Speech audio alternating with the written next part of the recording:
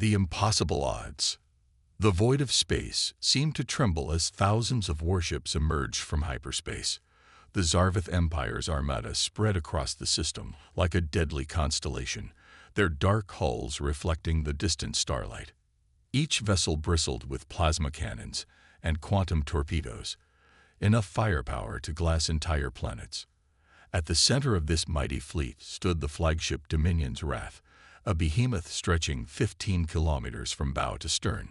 Supreme Commander Vex Thor studied the tactical displays from his command throne, his four arms moving gracefully as he orchestrated the positioning of his forces. By the ancient stars, whispered his second-in-command, watching the fleet's synchronized movements. Never has such power been gathered in one place. Vex Thor's mandibles clicked in satisfaction. And soon, the humans will understand why the Zarvith Empire has ruled for 10,000 cycles. Light years away, in the Grand Chamber of the Galactic Council, representatives from 100 species gathered in heated debate. The massive holographic display showed the Zarvith fleet's position, a red tide creeping toward human space. Ambassador Kalax of the Meridian Collective rose on her 6 legs, her crystalline form catching the chamber's light. The humans must surrender. There is no other logical choice. The Zarvath outnumber them 1,000 to 1. Murmurs of agreement rippled through the assembly. The Coraline delegates' tendrils waved anxiously. We've all seen the projections. Even with humanity's entire fleet, they stand no chance. In the shadows of the chamber, Earth's ambassador, Sarah Chen, remained silent. Her calm demeanor drew curious glances from the other delegates. When she finally stood, the chamber fell quiet. Earth has made its decision, Chen announced, her voice steady. We will meet the Zarvith threat. The chamber erupted in chaos. Madness, shouted the Vexian representative. You'll doom your entire species. Chen raised her hand for silence. We're sending one ship. The stunned silence that followed was deafening. Then came the laughter, nervous, disbelieving chuckles that grew into full-throated guffaws from some delegates. One ship. Kalax's voice dripped with incredulity. Against the greatest armada ever assembled. Chen's smile never wavered. One ship will be sufficient. 3 days later, at the designated coordinates on the edge of human space, the Zarvith fleet waited. Commander Vex Thor had arranged his forces in the traditional battle formation, carriers protected by screens of destroyers, flanked by cruiser squadrons, with his battleships forming the hammer that would crush any resistance. Sensors detect a single contact emerging from hyperspace, reported the tactical officer. Vex Thor leaned forward.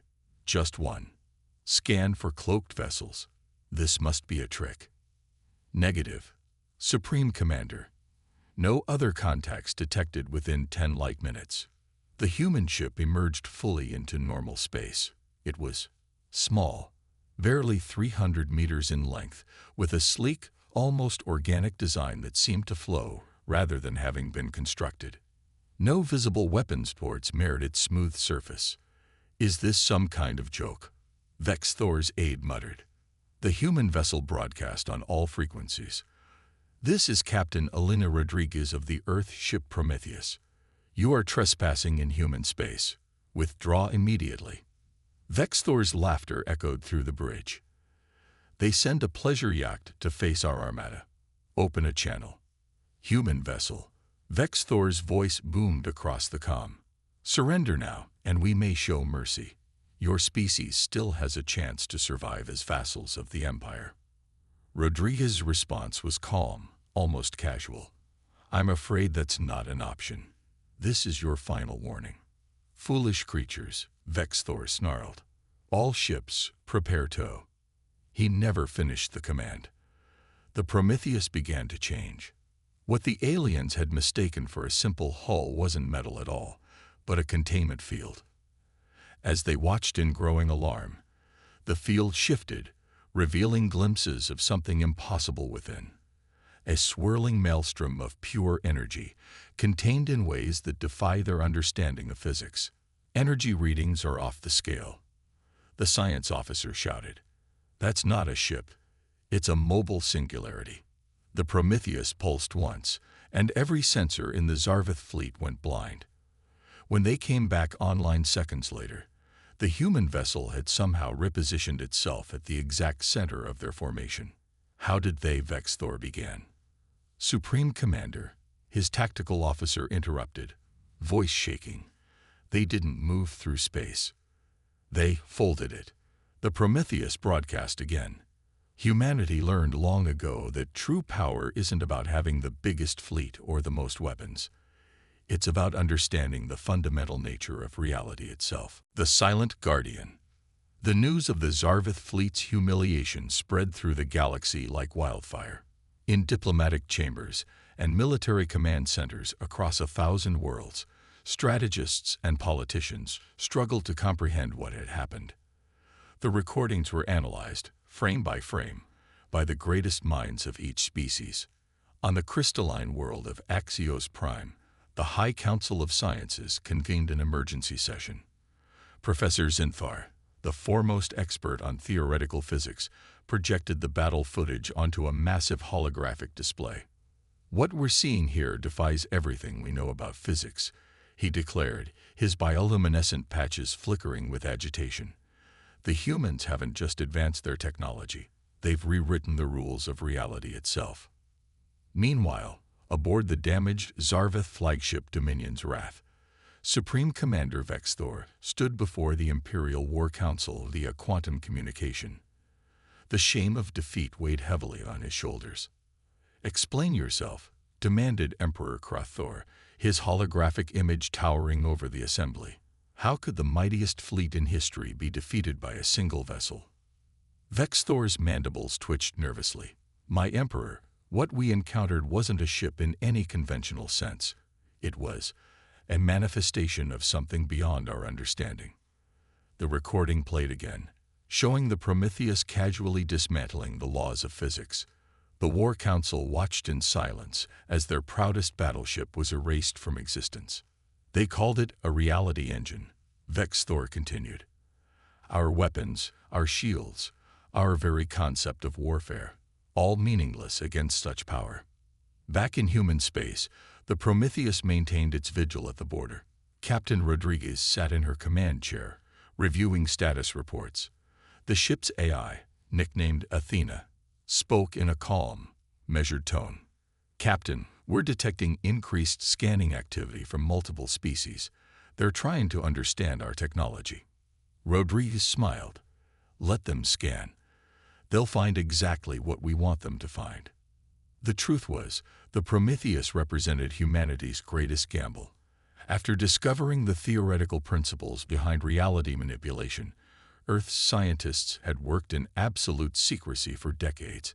They had only one shot to demonstrate their capability, and it had to be perfect. Athena, status of the reality engine, operating at 15% capacity. Full recharge will require another 72 hours. Rodriguez nodded. The aliens didn't need to know that their demonstration had nearly drained the ship's exotic matter reserves. They didn't need to know that humanity had bet everything on this one vessel, this one moment. Days turned into weeks. The Prometheus became a legend, a ghost story told in the darkest corners of alien bars. Species that had once viewed humanity as easy prey now spoke of them in hushed, reverent tones. The Galactic Council reconvened, this time with a very different atmosphere. Ambassador Chen entered the chamber to find herself the center of attention. Where once there had been dismissive glances, now there was respect and fear. Ambassador Chen, Khalax of the Meridian Collective, began carefully. "We wish to discuss a new treaty, one that recognizes humanity's unique position in galactic affairs." Chen listened as various representatives outlined their proposals. Trade agreements, military alliances, scientific exchanges. Everyone wanted to be on humanity's good side now. "You misunderstand," Chen finally said. "We didn't develop this technology to rule over you. We developed it to ensure that no one rules over anyone." She gestured to the holographic star map. "For too long, this galaxy has operated on the principle that might makes right, that the strong devour the weak. We reject that paradigm. On the border, the Prometheus faced its first real test since the Zarvith incident. A coalition of pirate fleets, believing the stories exaggerated, attempted to probe human defenses. Multiple contacts, Athena reported. 47 vessels of various configurations. They're charging weapons. Rodriguez sighed. Some people never learn. Athena, educational protocol. The reality engine hummed to life, though at a fraction of its previous power. Space twisted around the pirate ships, turning their own momentum against them. Vessels found themselves suddenly traveling in the opposite direction, or spinning helplessly in place. "This is your only warning," Rodriguez broadcast. "Leave now or face the consequences." Most of the pirates fled immediately. The few who remained quickly discovered that their ship's life support systems had mysteriously begun producing nothing but laughing gas. As their crews succumbed to uncontrollable giggles, their vessels were gently pushed back into neutral space. The incident became known as the Laughing Pirate Affair, further cementing humanity's reputation for combining overwhelming power with unexpected mercy. In secret meeting rooms across the galaxy, military leaders grappled with the new reality. Traditional doctrines of warfare had become obsolete overnight. The Vexian hegemony, known for their massive dreadnoughts, began dismantling their fleet. The Quarian Confederation, masters of stealth technology, found their cloaking devices worthless against human sensors. "We need to adapt," declared Admiral Cylon of the consortium. "The humans have changed the game entirely. Brute force is no longer the answer." Research facilities across the galaxy shifted their focus. Instead of bigger weapons and stronger shields, they began exploring the fundamental nature of reality itself. The humans had shown what was possible, and now everyone wanted to catch up. But humanity wasn't standing still. Deep within secured facilities on Earth and its colonies, scientists pushed the boundaries even further. The Prometheus was just the beginning, a proof of concept. Plans for the next generation of reality ships were already underway. Ambassador Chen addressed the Galactic Council once more. "We offer you a choice," she said. "Continue down the path of conquest and destruction, or join us in exploring the true potential of the universe. The decision is yours." Some species chose to test humanity's resolve. The Krell Empire, convinced that the Prometheus was a one-off miracle, launched a surprise attack on a human colony. They never reached their target. 3 new human vessels materialized, smaller than the Prometheus, but no less capable.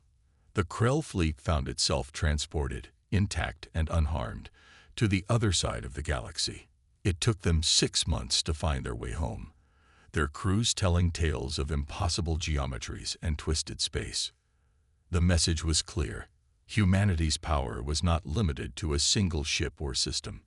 They had fundamentally altered the balance of power in the galaxy. As the months passed, a new order emerged. Species that had once competed for resources through violence now sought cooperation.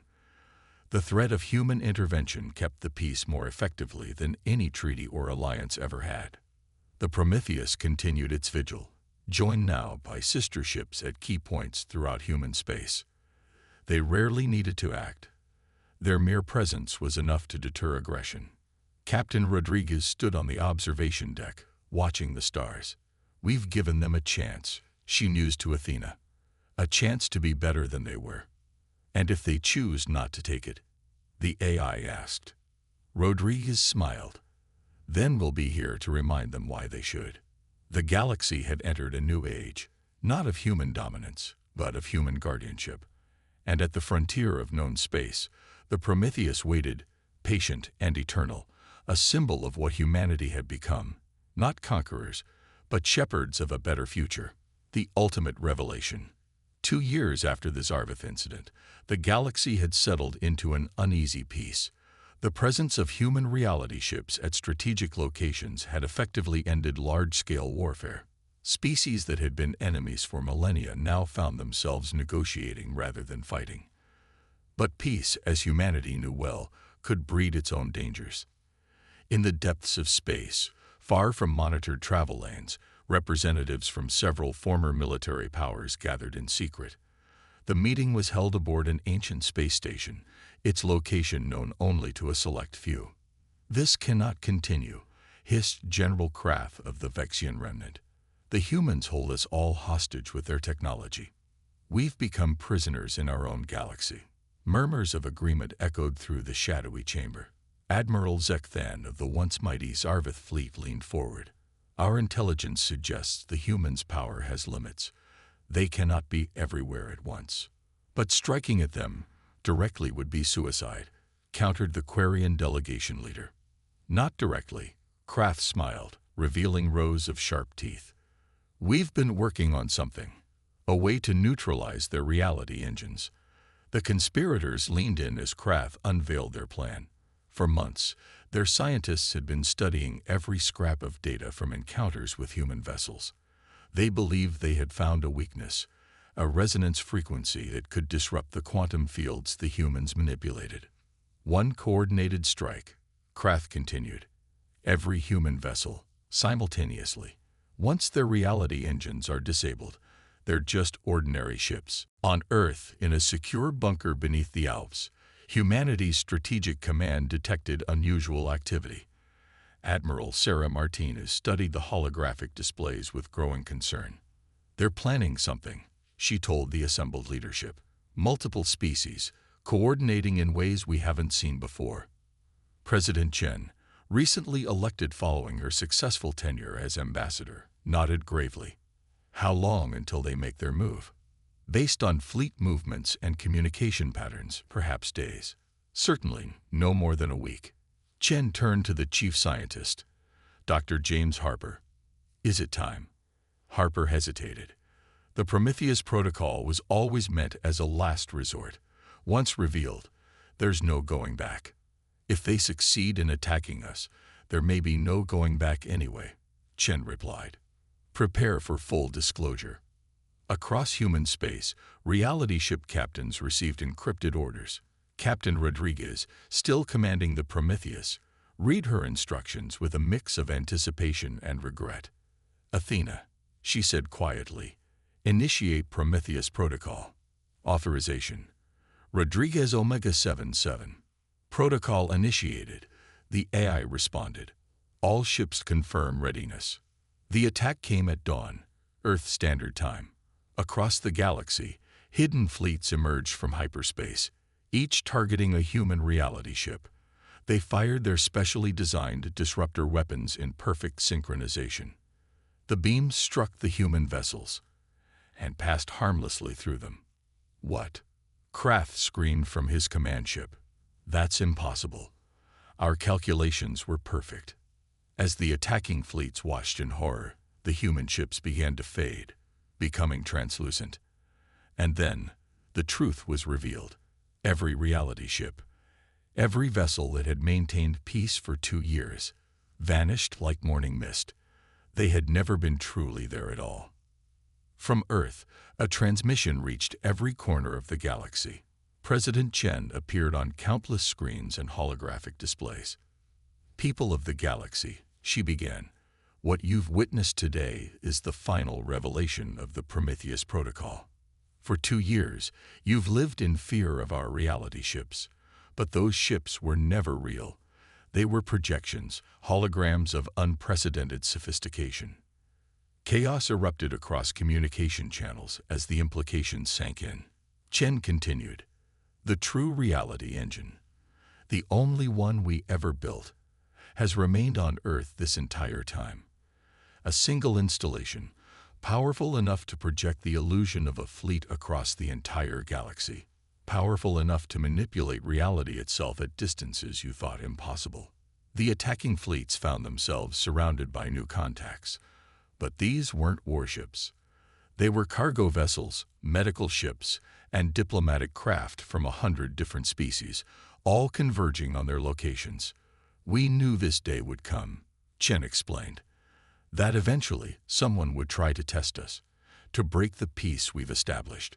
So we prepared a different kind of response. Instead of destruction, the hostile fleets found themselves facing an armada of humanitarian aid. Food, medical supplies, and technological assistance were offered freely. The reality engine's true power, Chen revealed, is not in its ability to destroy, but in its capacity to create understanding. For 2 years, we've been using it to subtly influence the galaxy, not through fear, but by fostering empathy, cooperation, and growth. On the bridge of his flagship, General Kraft stared at the 8 ships surrounding him. I don't understand. A message came through from the nearest vessel. General, your worlds have struggled with famine for decades. We bring agricultural technology that can end that suffering. The choice to accept it is yours. Similar scenes played out across the galaxy. Each aggressive fleet was met not with retaliation, but with offers of help specifically tailored to their species' greatest needs. The age of violence is over, Chen declared, not because we enforce it through superior firepower, but because we've shown a better way. The reality engine's greatest manipulation wasn't bending space or destroying ships. It was changing minds.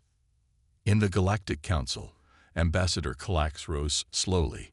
You mean to say that everything, the Zarvath defeat, the Laughing Pirate incident, all of it was achieved by a single installation on Earth? The human representative smiled. The greatest power isn't in the weapon itself, but in the wisdom to use it correctly. We chose to use ours to create peace without firing a shot. The revelation sparked a transformation across the galaxy. Species that had spent resources on weapons now invested in development. Former military leaders became administrators of collaborative projects. Captain Rodriguez, no longer commanding an illusory warship, accepted a new position as director of the Galactic Peace Initiative. Our greatest deception, she told her staff, was making them believe we were just another military power. In truth, we were gardeners, helping the galaxy grow beyond its violent adolescence. The reality engine continued its work, but now openly. Its quantum field manipulations helped terraform dead worlds, enabled instantaneous communication across impossible distances, and facilitated cultural exchanges that brought species closer together. Years later, historians would mark this moment as the true birth of galactic civilization, not through conquest or dominance, but through humanity's greatest trick, making the galaxy believe in impossible ships long enough to discover that peace was possible. In schools across 1,000 worlds, children learned the lesson of the Prometheus Protocol, that true strength lies not in the ability to destroy, but in the wisdom to heal, not in the power to conquer, but in the courage to trust. And somewhere in the depths of space, a small monitoring station kept watch. Inside, an aging Rebecca Rodriguez smiled as she reviewed reports of former enemies, now working together on joint projects. Athena, she said to her companion Ai, status report on the reality engine. Operating at optimal efficiency, came the reply. Current projects include facilitating a cultural exchange between the Vexians and Quarians, assisting with climate restoration on Krell Prime, and maintaining the quantum communication network. Rodriguez nodded, satisfied. And the military applications? Dormant, as they have been for the past decade. No activation requests received. Good, Rodriguez leaned back in her chair. May they remain dormant forever. Outside the station, the stars shone brightly, not as territorial markers or strategic points, but as beacons of possibility. Humanity had given the galaxy a gift greater than any weapon, the chance to grow beyond its fears. And in the end, that was the true power of the reality engine, not to reshape the universe, but to help others reshape themselves. The legend of the one ship that defeated an empire lived on, but its true lesson was finally understood. Sometimes, the greatest victories are won not through superior firepower, but through superior wisdom. Humanity had sent one ship because one ship was all that was needed, not to win a battle, but to end the very concept of war itself.